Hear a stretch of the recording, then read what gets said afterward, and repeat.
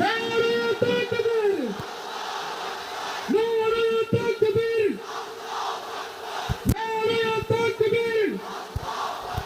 আমার হুজুরের আগমন, আমার হুজুরের আগমন। এই যে তরুণ শ্রোতারা, জেনজি অফ নবাবগঞ্জ, একটা সময় ছিল 50 ঊর্ধ্ব 60 ঊর্ধ্ব মুরব্বী বাবাজিরা মাহফিলে আসতেন, ওনারা এখনো আসেন, কিন্তু এখন 90% শ্রোতা হচ্ছে Gen Z, the young generation, the future heroes and icon of Bangladesh.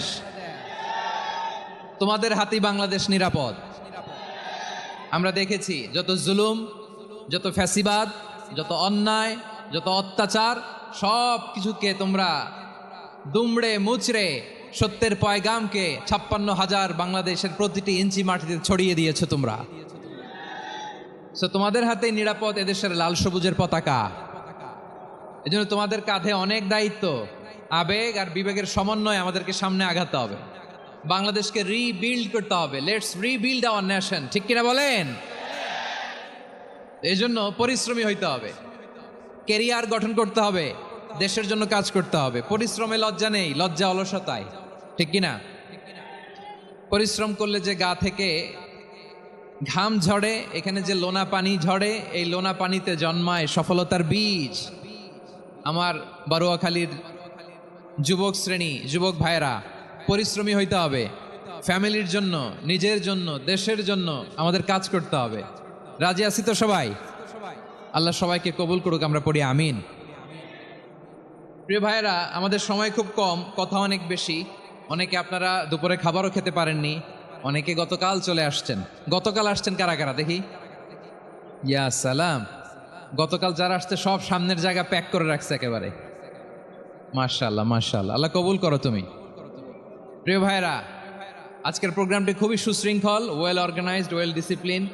বসুন বসুন, থামুন, কিছুই বলা লাগতেছে না আমার। আলহামদুলিল্লাহ, আলহামদুলিল্লাহ। আপনারা যে যেখানে আছেন, বসতে পেরেছেন বসুন, দাঁড়িয়ে আছেন দাঁড়িয়ে শুনুন। আমার সাউন্ড ঠিকঠাক মতো শুনতে পাচ্ছেন তো? হ্যাঁ, পাচ্ছেন? মাশাআল্লাহ, মাশাআল্লাহ। সম্মানিত সুধী, আজকে আমি আমার খুতবার শুরুতে সূরা হাশরের শেষ 3 আয়াত তেলাওয়াত করেছি। মুখস্থ আছে না সবার? বাংলাদেশে ফজরের নামাজে প্রত্যেক মসজিদে যখন তাসবিহ পড়ে, ইমাম সাহেব এটা তালিম দেয় না, তালকিন দেয় না? প্রিয় বারুয়াখালীবাসী, মুখস্থ আছে না সবার? জি, ইনশাআল্লাহ। আজকে সূরাতুল হাশরের এই শেষ 3 আয়াতের তাফসীর আপনাদের সামনে উপস্থাপন করার চেষ্টা করব ইনশাআল্লাহ। কোরআনের অনেক জায়গায় আল্লাহ তাআলা নিজের পরিচয় দিয়েছেন। নিজের পরিচয় তিনি বিভিন্ন আয়াতে, বিভিন্ন সূরায় পেশ করেছেন। 3টি জায়গায় খুব এক্সক্লুসিভলি আল্লাহ তাআলা নিজের পরিচয় দিয়েছেন। এক হচ্ছে নিজের পরিচয় তিনি বিভিন্ন আয়াতে, বিভিন্ন সূরায় পেশ করেছেন। 3টি জায়গায় খুব এক্সক্লুসিভলি আল্লাহ তাআলা নিজের পরিচয় দিয়েছেন। এক হচ্ছে সূরা বাকারার 255 নম্বর আয়াতে, মানে আয়াতুল কুরসি। এর মধ্যে 9টা বাক্য আছে, 9টা বাক্য মিলে একটা আয়াত। এই আয়াতে আল্লাহ তাআলা খুব চমৎকার ভঙ্গিমায়, চমৎকার ভাষা শৈলী ব্যবহার করে, খুব উচ্চাঙ্গের আরবি সাহিত্য দিয়ে একটি আয়াত নাজিল করেছেন। এই আয়াতটার নাম হচ্ছে আয়াতুল কুরসি।